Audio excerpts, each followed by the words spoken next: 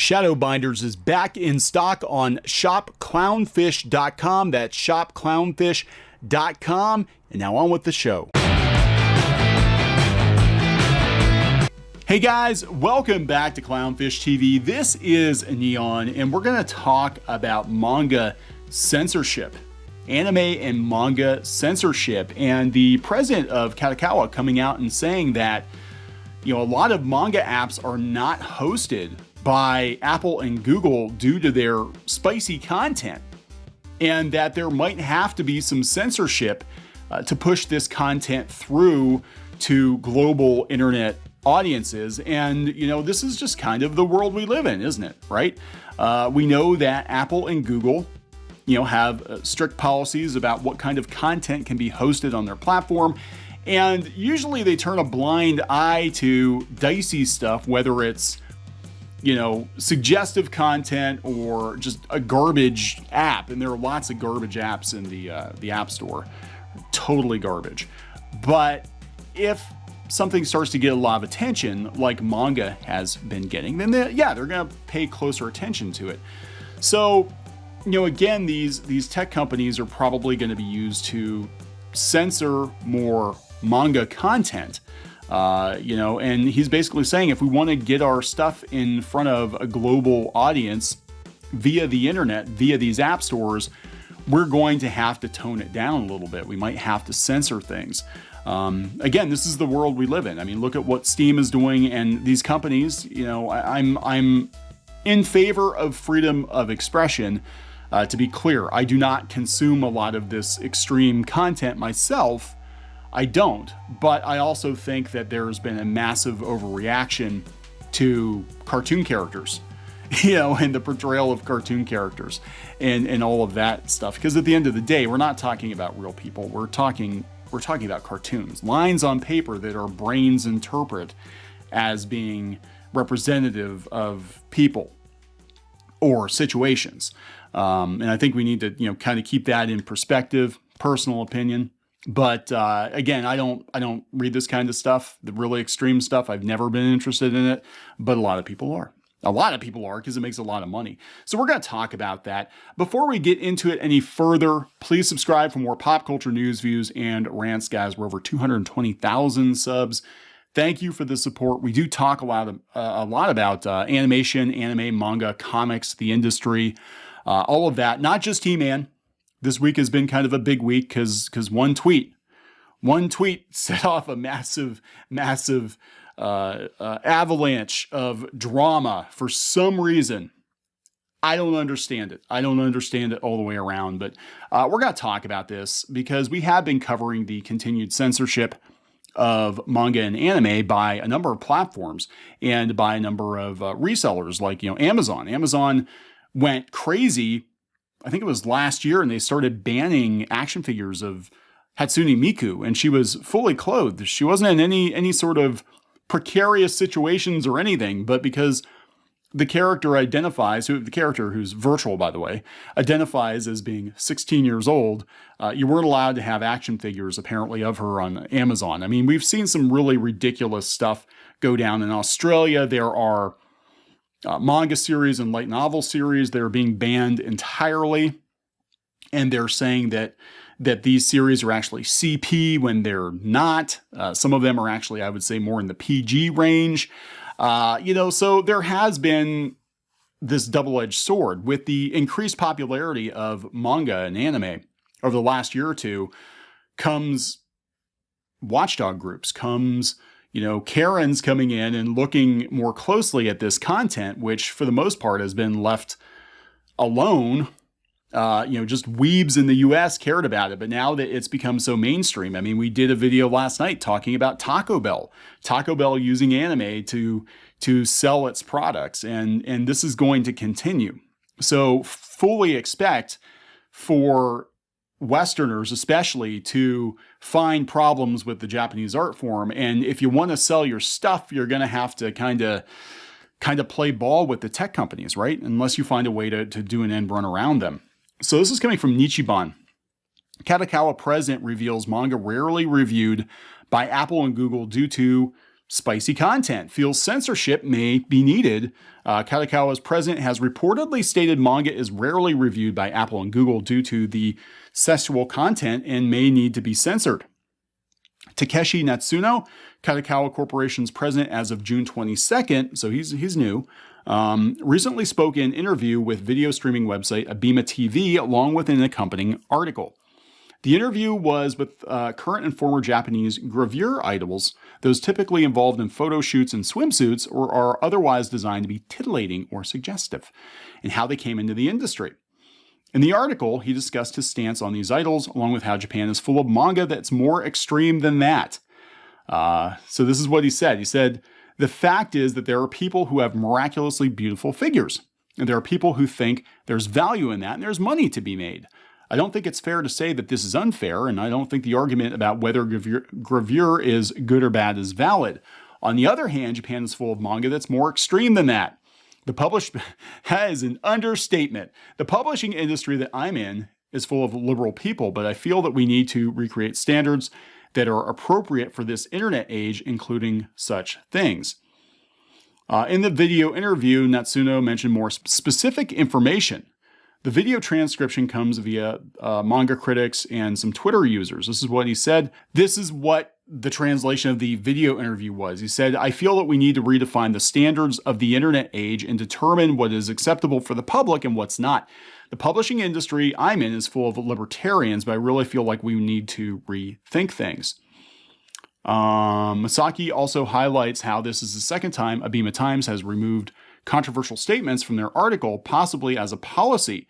On the subject of the Tokyo 2020 Olympic Games opening ceremony, they reported Natsuno had reportedly stated, compared to the Olympics, such shitty piano recitals don't matter. Natsuno means that Japanese manga is unable to be hosted or sold on platforms owned by Apple and Google. That does not surprise us. This is kind of what killed Tumblr. They did not want lewd content being sold or promoted through their stores because they knew they were going to get complaints. And they also don't want the liability. You know, these companies don't want the liability. If you open the floodgates, you don't know what's going to be hosted on the platform, and it's kind of an all or nothing policy, and you can't police everybody. So they unleashed a bunch of bots on Tumblr, and a lot of really innocent and innocuous artwork was getting caught up by these bot filters, and it killed the platform. Tumblr sold for $3 million. Like an individual could have cut a check and bought Tumblr. That's how devalued it was. Those discussing his comments on social media seem abhorred by the idea of altering the creator's vision for mass appeal, especially under Apple and Google's harsh terms of service. So yeah, they do publish a lot. I mean, Kadokawa is one of the biggest publishers, if not the biggest manga publisher out there, right? So here's a Twitter thread. I got to give a hat tip to Black Sage D, who kicked this over. This is on Takahashi regarding the Kadokawa CEO's comments. I have a feeling it's more talking the talk than walking the walk. The main discussion was about teenage gravure idols and how some of them are often pressured into photo shoots or are being body shamed as being lewd. The way I read it, Natsuno inserted himself in that feminist space by referring to sexual content in manga and broached the idea of redefining what content is acceptable using the example of Google and Apple and their policies. The reality, though, is that Kadokawa doesn't need Google or Apple to sell their manga. This is very true. And it's not just manga publishers, it's anime studios as well. If they want to sell directly to consumers, they're in a prime position to do that right now. They do not need Western companies getting involved at all. They can do direct to consumer. It's actually very easy, and the demand is there. I mean, for the longest time, you needed a third party to kind of bridge that gap to bring and localize stuff for Western audiences. But right now, there's such a massive demand for manga and anime that you could cut out the West completely and just pump it in directly to consumers, and you wouldn't have to deal with any of this. Now, the only problem you might have is like your hosting. There's so many critical points of failure in distributing content that is verboten. regardless of whether or not it's actually verboten. Remember, at the end of the day, we're just talking about cartoon characters. I am not into this stuff, like the really spicy stuff. Being very clear, that's definitely not my thing. It never has been. But, you know, we are just talking about lines on paper. We're not talking about actual humans involved in potentially lewd or gory situations. So, but if it's considered verboten, then we're going to have, you know, web hosts shutting down websites. We're going to have, you know, PayPal getting involved and being like, you can't, you know, sell this stuff because it's verboten, it's on the list. So the problem with having a global audience is now we've also got a global economy, and we have a couple of players that have everything in lockdown. You know, everybody's using a Google or an Apple phone. Everybody's using PayPal. Everybody's on YouTube. Everybody's, except for China, everybody's, you know, using these social media platforms. So they would almost have to come up with a creative way to self-host, I think, to come up with their own payment system and all that. It's all doable, but it does require a lot more work, for sure. Kadokawa is a media mix company that also has a stake in anime and games. What most tweets aren't covering is the fact that the CEO is currently in a media shitstorm because of remarks he made 2 days ago justifying events other than the Olympics being canceled due to COVID because they're boring as shit, like a kid's piano performance. I wouldn't argue that. I personally think that we should maybe redefine sexual content was some sort of last-ditch pro-feminist statement to try and dig his way out of the current media criticism and curry favor with the press. Backfired, obviously. Kadokawa makes too much money from its sexual-themed LNs, light novels, in media to ditch it. It's their golden egg-laying goose. Shareholders will most likely be seething from this latest gaffe too. It'll probably blow over and nothing will happen. Japanese manga publishers have seen what constant censoring has done to the Western comic scene.